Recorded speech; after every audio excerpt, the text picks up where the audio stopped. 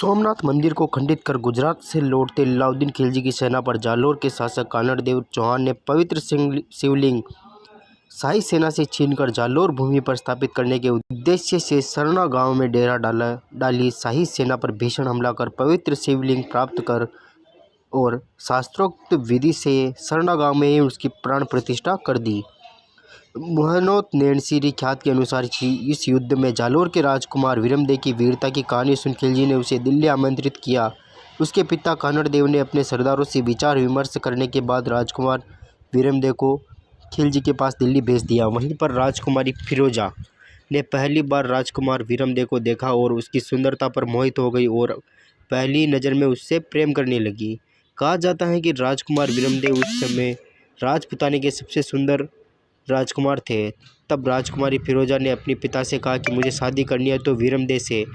अलाउद्दीन यह बात सुन के आग बबूला हो गया कि मेरी बेटी किसी हिंदू से ब्याह करे। शहजादी ने किसी भी कीमत पर उससे शादी करने की जिद पकड़ ली और कहने लगी वरु वीरमदेव ना तो रहूँगी अंकन कुंवारी अर्थात निकाह करूँगी तो वीरमदेव से, नहीं तो अक्षत कुंवारी रहूँगी।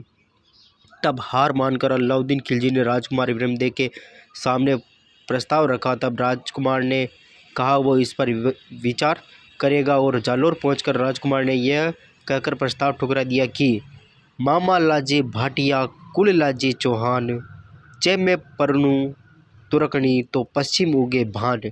अर्थात अगर मैं तुर्कनी से शादी करूं तो मामा जो कि भाटी कुल के हैं और स्वयं का कुल चौहान कुल लज्जित हो जाएंगे और ऐसा तभी हो सकता है जब सूरज पश्चिम से उगे।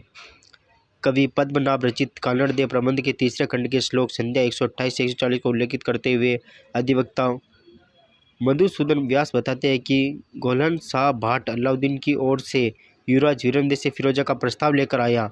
इसमें कहा गया कि विवाह कानड़देव द्वारा तय परंपरा अनुसार होगा, साथ ही गुजरात बिना शर्त के सौंप दिया जाएगा और 56 करोड़ स्वर्ण मुद्राएं दी जाएगी। परंतु जवाब में वीरमदेव ने कहा यदि बेरू शिखर भी टूट जाए तो भी वे अपने कुल परंपरा और धर्म को लज्जित नहीं होने देंगे।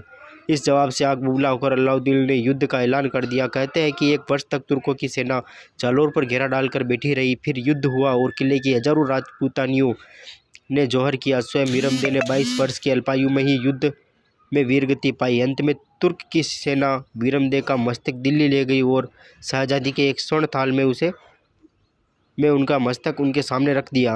इसे देखकर शहजादी फिरोजा बहुत दुखी हुई। तब उसने मस्तक का अग्नि संस्कार किया। बाद में दुखी होकर यमुना नदी में खुद भी अपनी जान दे दी। ऐसी किंवदंती भी है कि जैसे ही फिरोजा के सामने वीरमदेव के मस्तिष्क को लाया गया तो वो मस्तिष्क ने फिरोजा की तरफ जो मुँह था उसे मुँह फेर लिया।